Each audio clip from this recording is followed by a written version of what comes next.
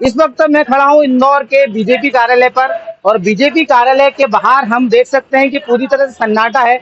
बने हैं कैलाश विजयवर्गीय, उसको लेकर कोई खासा उत्साह यहाँ पर देखा नहीं जा रहा और लॉक है। ये सारे कमरे आप देख सकते हैं लॉक्ड है और ये पूरा जो बीजेपी कार्यालय है। नमस्कार, मैं हूं भुवनेश सेंगर। देखना शुरू कर चुके हैं द लपेटा। इंदौर, जीता जागता इंदौर, चमकता दमकता इंदौर, भारतीय जनता पार्टी का गढ़ इंदौर, 9 की 9 सीटें जिताकर बीजेपी की झोली में डालने वाला इंदौर उदास है। वो जोश, वो उत्साह नहीं।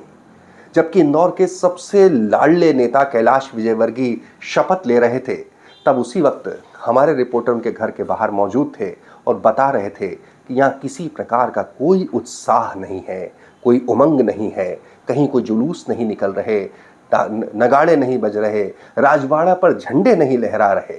ऐसा क्यों है? इस बात को हम उठाएंगे बहुत बेबाकी के साथ, लेकिन उससे पहले गुजारिश है, नहीं जुड़े हैं तो जुड़ जाइए। द लपेटा को तत्काल सब्सक्राइब करें, फेसबुक पर देख रहे हैं तो फॉलो करें और यूट्यूब पर जाकर भी जरूर सब्सक्राइब करें। जी हाँ, तो इंदौर हताश क्यों है? दरअसल कैलाश विजयवर्गीय जब आए थे, सोचिए 1 नंबर में पहुंचते हैं और कितना हुजूम उमड़ पड़ता है। सब कह रहे थे इंदौर को सीएम मिल गया, इंदौर को सीएम मिल गया। कैलाश जी ने भी कहा था कि मैं किसी बड़ी भूमिका के लिए आया हूं, केवल विधायक बनने नहीं आया हूं। लेकिन सियासत का चक्र चलता है। कैलाश विजयवर्गीय मुख्यमंत्री नहीं, उप मुख्यमंत्री नहीं, प्रदेश अध्यक्ष नहीं, कैबिनेट मंत्री की शपथ ले रहे होते हैं। उत्साह इसलिए नहीं क्योंकि कैलाश विजयवर्गीय तो इसके पहले भी मध्य प्रदेश सरकार में, चाहे उमा भारती सरकार हो, बाबूलाल गौर सरकार हो या शिवराज सरकार हो, कैबिनेट मंत्री रहे और बड़े पोर्टफोलियो, चाहे पीडब्ल्यूडी हो, तमाम बड़े मंत्रालयों का, नगरीय प्रशासन को वो हेड कर चुके हैं। वो तो अपनी मर्जी से छोड़कर संगठन के रास्ते पर गए थे। मुझे आज भी याद है जब जैसा जुलूस निकला था तो कोई बहुत बड़े उत्साह की बात नहीं थी इंदौर के लिए। तुलसी सिलावट का बनना तय, वैसे भी वो सांवेर में आते हैं। इंदौर को मान लेते हैं, इंदौर जिले में है, लेकिन सांवेर लग जाता है, ग्रामीण क्षेत्र लग जाता है। आज मध्य प्रदेश के मंत्रिमंडल का गठन हुआ है, यानी डॉक्टर मोहन यादव की नई सरकार के नए मंत्री ने शपथ ली है।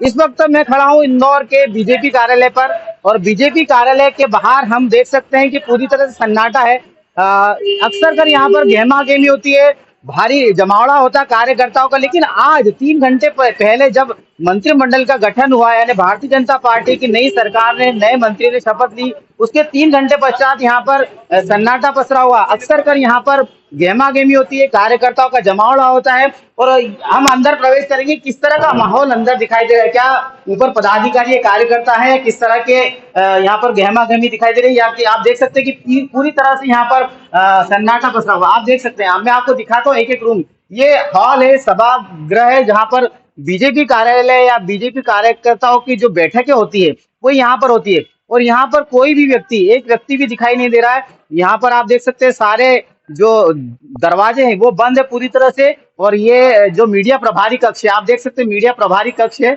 मीडिया प्रभारी कक्ष भी यहाँ पर ताला लगा हुआ है, अंधेरा है पूरी तरह से। और यहाँ पर आगे हम ऊपर जाएंगे। ये देखिए श्री ठाकरे सभागृह, आप देख सकते हैं ठाकरे सभागृह है और इसमें लिखा हमारी पंचनिष्ठा, मूल्यों पर आधारित राजनीति, राष्ट्रीयता और राष्ट्रीय एकात्मकता, लोकतंत्र, सर्वतंत्र संभाव, गांधीवाद के आधार पर समायुक्त शोषण मुक्त समाज। मतलब ये पूरे कैप्शन लिखे हुए किस तरह का उनका भारतीय जनता पार्टी की कार्यशैली है। और हम ऊपर जा रहे हैं पहले मंजिल पर, जहां पर प्रेस कॉन्फ्रेंस होती है, नगर अध्यक्ष का केबिन है। ये नरेंद्र मोदी का एक पोर्ट्रेट लगा हुआ है, एक इमेज लगी हुई है। इसके आगे हम जाएंगे, आप देख सकते हैं किस तरह का माहौल है।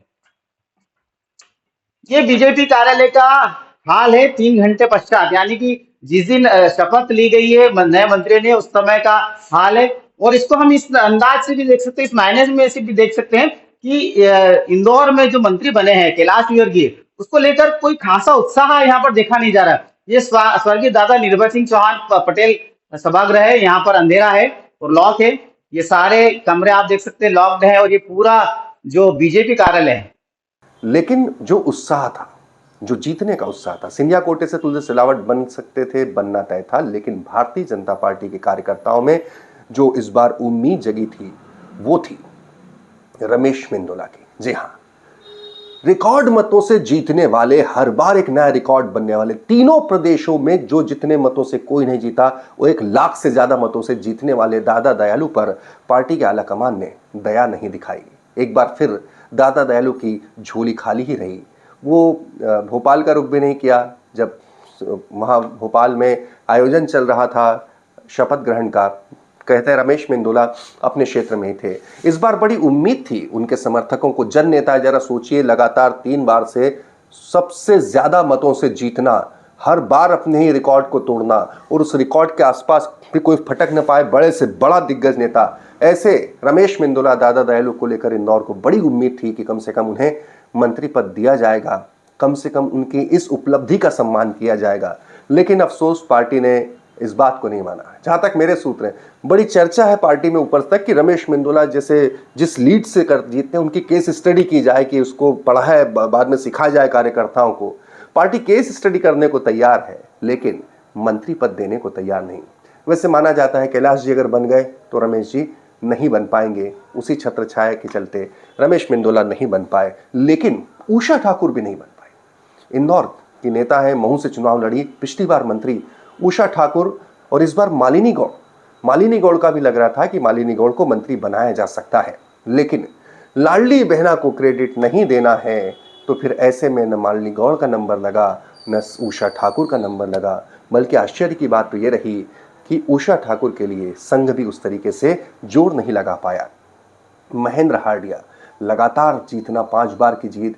कहा, पिछली बार भी मांग उठी थी कि इंदौर से मंत्री बनाया जाए, महेंद्र हार्डिया को बनाया जाए, क्योंकि काफ़ी सीनियर है। उन्होंने उनका भी अपने समर्थकों से कहते हैं कि इस बार मैं जीता हूं तो वह सब एक ही अच्छा है कि मंत्री बन जाऊं।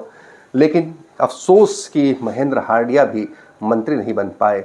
इंदौर से कैलाश विजयवर्गीय का बनना उत्साह इसलिए नहीं क्योंकि पहले भी मंत्री रह चुके हैं। इंदौर तो कैलाश विजयवर्गीय के लिए ये दिल मांगे मोर सरी के तरीके से बहुत कुछ चाह रहा था।